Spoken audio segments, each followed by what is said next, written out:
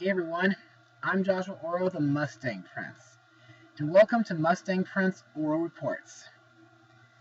You know, there was an animated farm movie that I loved to watch when I was little, and that movie was Charlotte's Web. Animated by Hanna-Barbera Productions and Sagittarius Productions in 1973, the story is about a pig named Wilbur and his friendship with a barn spider named Charlotte. When Wilbur is in danger of being slaughtered by the farmer, Charlotte writes messages praising Wilbur and her web in order to persuade the farmer to let him live.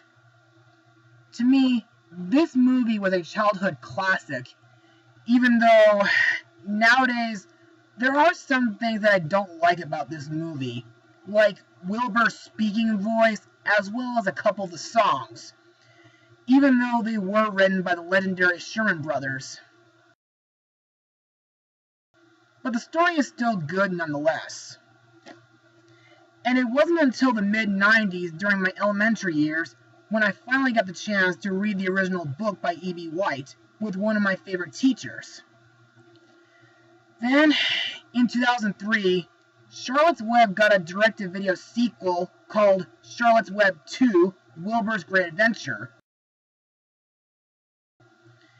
which, in my opinion, is not as good as its predecessor.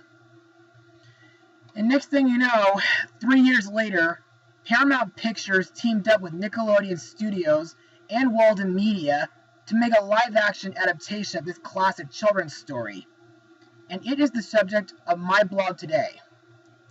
Released on December 15th, 2006, the movie is Charlotte's Web.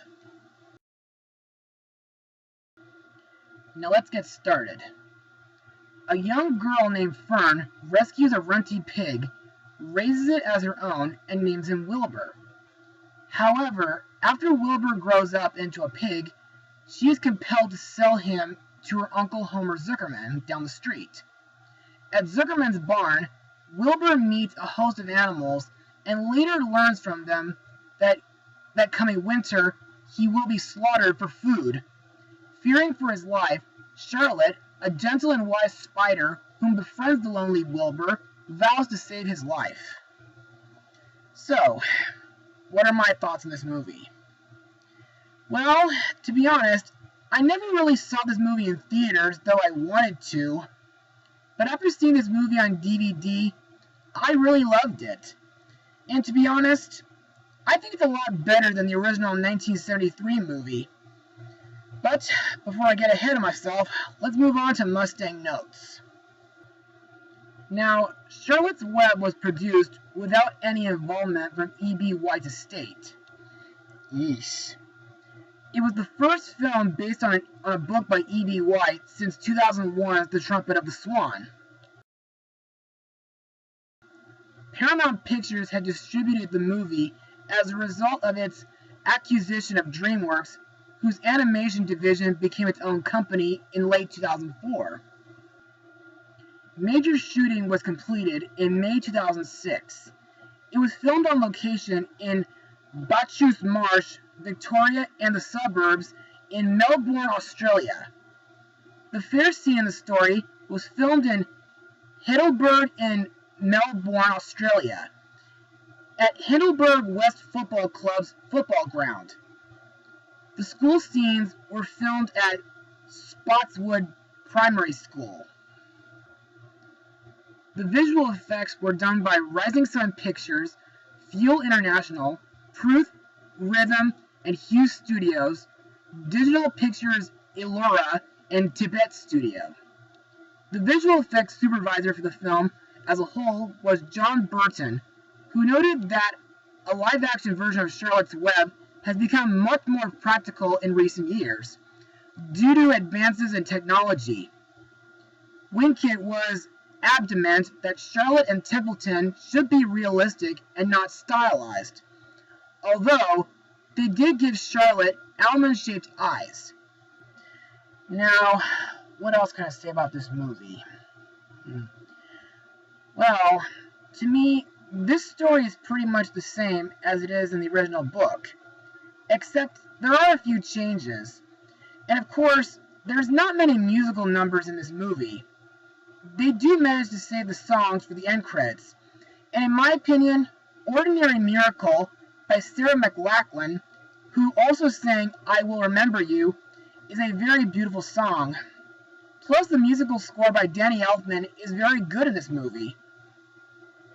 What's more, I just love the country environments like Zuckerman's farm, the town, as well as the county fair, which brings back wonderful memories of the OC fair over here.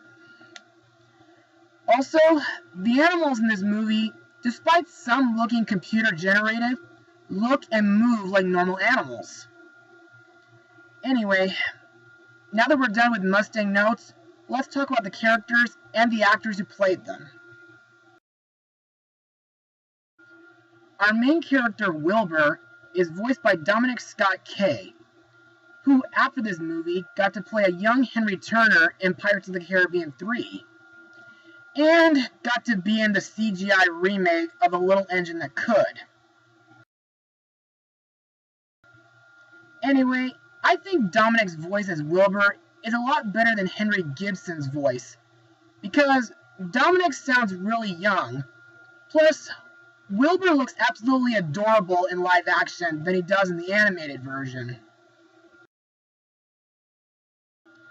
Next, we have Fern Arable, played by Dakota Fanning, who has been in My Neighbor Totoro with her sister Elle, The Cat in the Hat, Lilo and Stitch 2, Stitch Has a Glitch, and Coraline.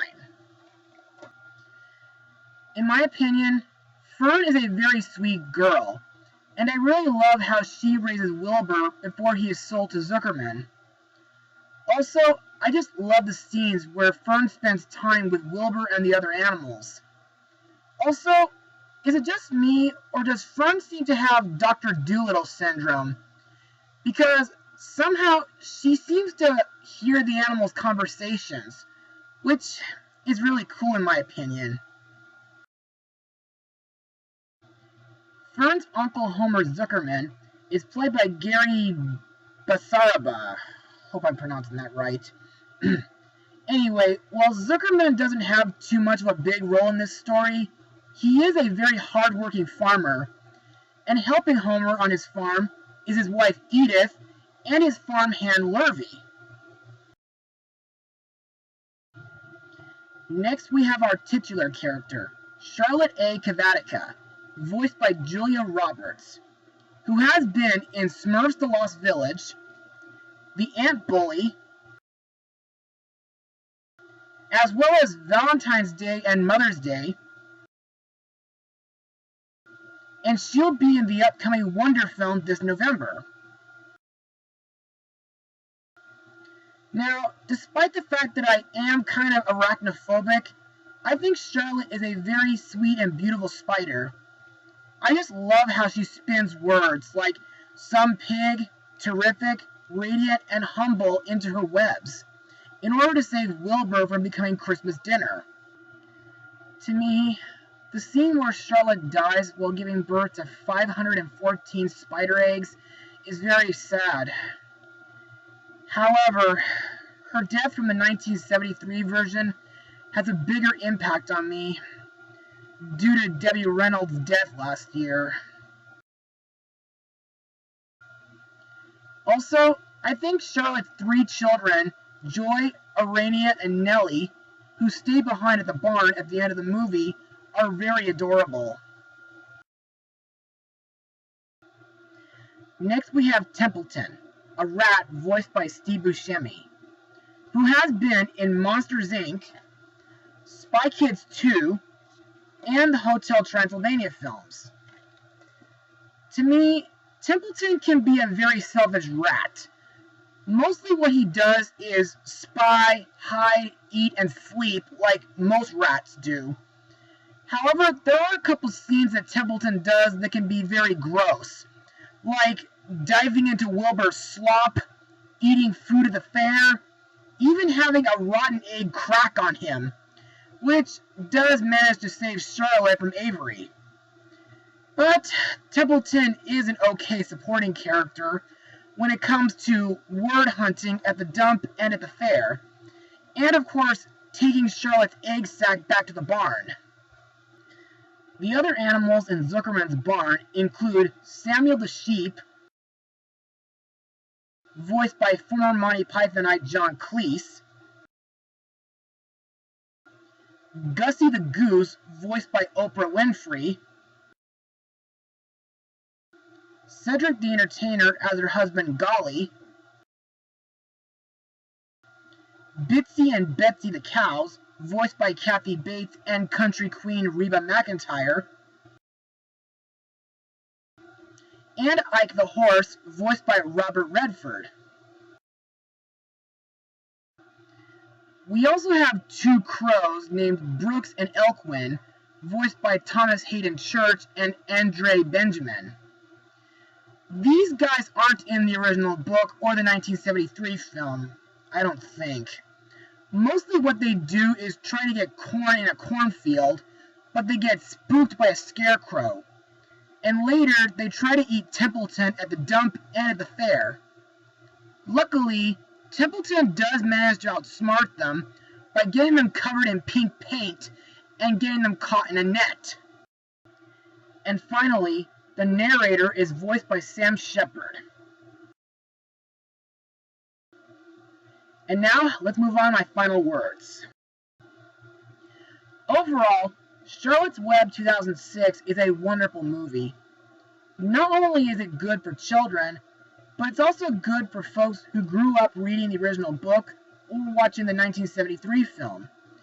The setting is breathtaking, the characters like Wilbur and Fern are cute and memorable, Charlotte is a great character and a wonderful friend, and the other animals in this movie are very funny and comical as well. Also, there may be some gross-out jokes, but there are also some tear-jerking moments in this story. But that's what makes this movie so good. And the words that Charlotte spins throughout this movie are what truly describe this movie as a some terrific, radiant, humble movie. I give this film a 98% out of 100. Well, that's it for today, everybody. Be sure to join me in October for some fun and thrilling Halloween films. Mustang Power!